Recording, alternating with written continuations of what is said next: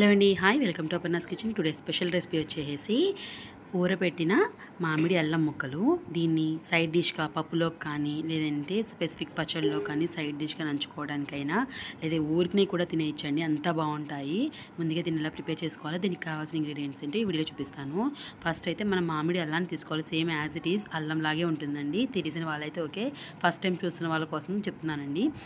అల్లం ముక్కల్లాగే ఉంటుంది, కానీ కొంచెం ప్యూర్ వైట్ ఉంటుంది. వాసన మనం కట్ చేస్తుంటేనే పుల్లటి వాసన, మామిడికి కట్ చేస్తుంటే ఎలా వస్తుందో సేమ్ అలాంటి పుల్లటి వాసన వస్తుంది. దీన్ని శుభ్రంగా పీల్ చేసేసుకోవాలండి. పీల్ చేసేసుకొని ఎక్కడైనా కొంచెం బ్లాక్ మచ్చలు లాంటివి ఉంటే అవి కూడా తీసేసుకొని ఇలా సన్నగా కట్ చేసుకోవాలండి. సన్నగా కట్ చేసుకొని వీటిని ఇలాగే ఊరపెట్టుకోవచ్చు. లేదు అనుకుంటే వీటిని చిన్న చిన్న పీసెస్లా కట్ చేసుకొని ఊరపెట్టుకోవాలి. మీకు చూపించడం కోసం నేను పొడుగ్గా కోసాను.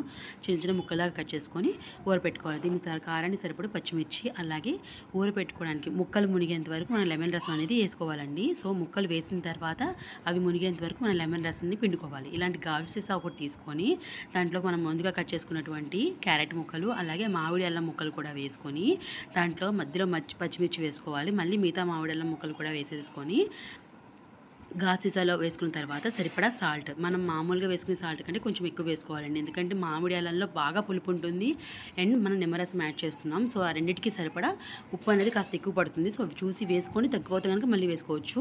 ఇలా వేసుకున్న తర్వాత దీన్ని బాగా షేక్ చేయాలండి. షేక్ చేసుకున్న తర్వాత మిగతా అల్లం ముక్కలు కూడా వేసుకొని మనం మూత పెట్టేసుకొని 3 రోజులు నిల్వ ఉంచితే, 3 రోజులనే ఊరనక్కర్లేదు, మామూలుగా కలిపిన వెంటనే కూడా తినొచ్చు, అప్పుడు కూడా బాగుంటాయండి.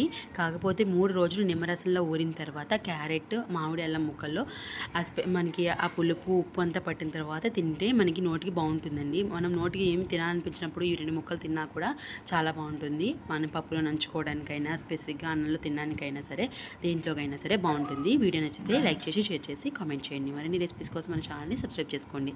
అలాగే పక్కన బెల్ ఐకాన్ కూడా యాక్టివేట్ చేసుకుంటే నేను చేసే రెసిపీస్ అని మీ వరకు వస్తాయి.